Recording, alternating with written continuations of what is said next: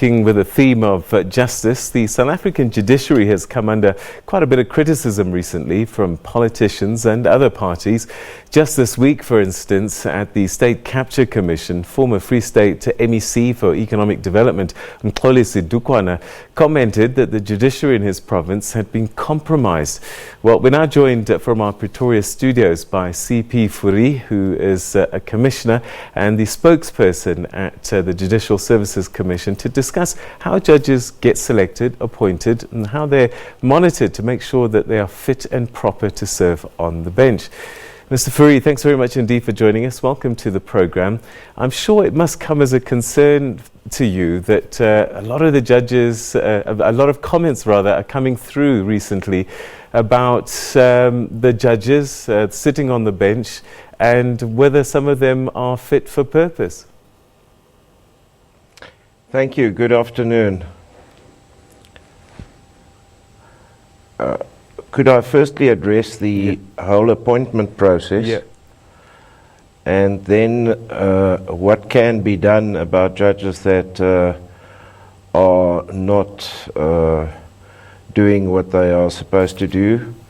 Firstly, as far as the appointment process is concerned, it's a rather rigorous process. Vacancies in the various courts are publicly announced and nominations are called for by a specified date. When nominations are received, they are thoroughly considered by a screening committee consisting of 8 members of the Judicial Service Commission, and then the deserved nominations are shortlisted. The shortlist is then published and comments are invited from all interested parties, which includes law bodies or anybody that's interested. And then a public hearing is arranged where the shortlisted candidates are interviewed in public. As soon as a specific court's nominations have been dealt with, the Judicial Service Commission deliberate in private on the interviews and then vote by way of secret ballot. And for someone to be recommended to the President for appointment, such a person, must then obtain a majority vote of the Judicial Service Commission. Once such a person is then recommended in the High Court, the President then make that appointment at a specific time.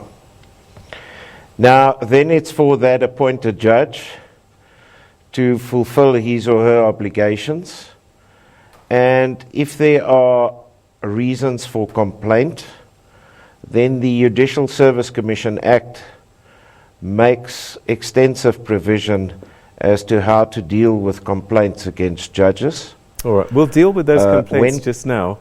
What I would like to do, let's just finish this portion of the appointment. I would imagine on top of that, they also have to get some kind of security clearance. They get checked, right? There's due diligence done on them. Look, obviously as part of the questionnaire and as part of their CV and as part of everything, they need to declare anything that can influence their appointment. If they are practicing lawyers or practicing advocates, they need to submit certificates of good standing from their professional bodies.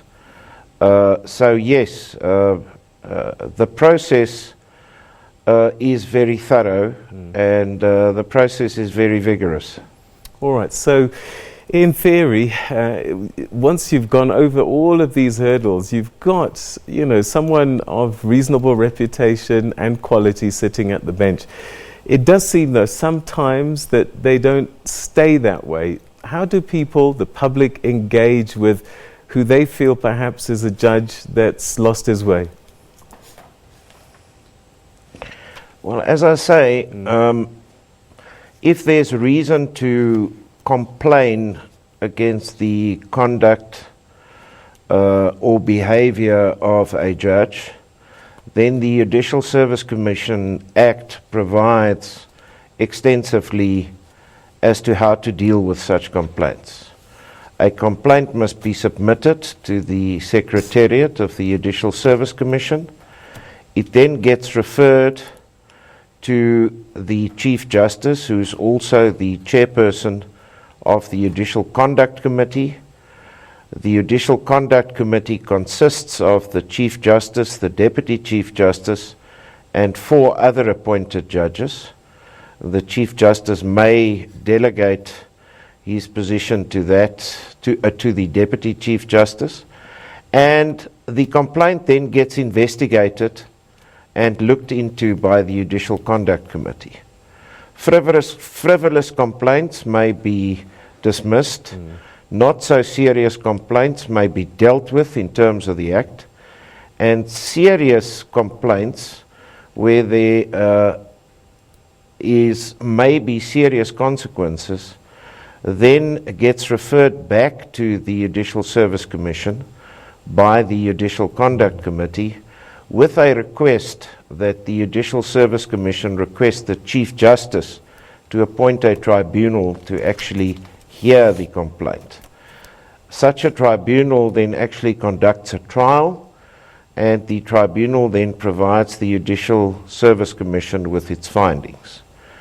If the finding is that such a judge is guilty of gross misconduct or gross incompetence, for example, and the Judicial Service Commission agrees with the tribunal's recommendations, it gets referred to Parliament. And in Parliament, if 2/3 of the members of Parliament feel that it should happen, a judge is then impeached.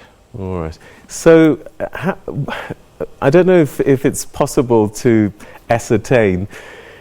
Do you have any idea if you have a problem with some of the judges in the system right now, and how big that problem might be? I think fortunately the problem is not big. There are complaints about judges. There are deserved complaints about judges. There are also frivolous complaints against judges. For example, someone who was a litigating party who feels aggrieved at the outcome might very well lay a complaint, which is not something that the Judicial Service Commission would necessarily entertain because someone is aggrieved on the merits of a matter.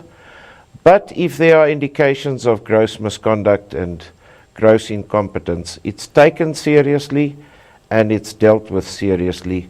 But I can say that that is really a very small percentage of the judges that are sitting in our courts across South Africa. All right. Perhaps trying to wrap this up, are there enough checks and balances in the judicial system? Say that a judge makes a poor decision, whether because of his inability, or maybe on purpose.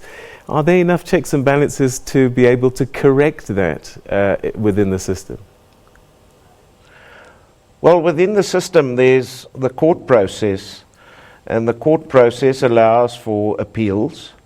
And if a judge has misdirected himself or herself, then there's always the option of an appeal to the Supreme Court of Appeal, who will scrutinize that judgment and deal with it harshly if necessary, or even then, under certain circumstances, to the Constitutional Court. So I think by the time the appeal process has been exhausted, one will have a very good idea as to whether that judge initially in the courta quo did his or her work properly. All right, Mr. Fourie, that's where we're going to have to leave it. Thanks so much indeed for your time and giving us some insights into the process of appointing judges and how the judiciary is monitored in effect. Thanks so much indeed for your time.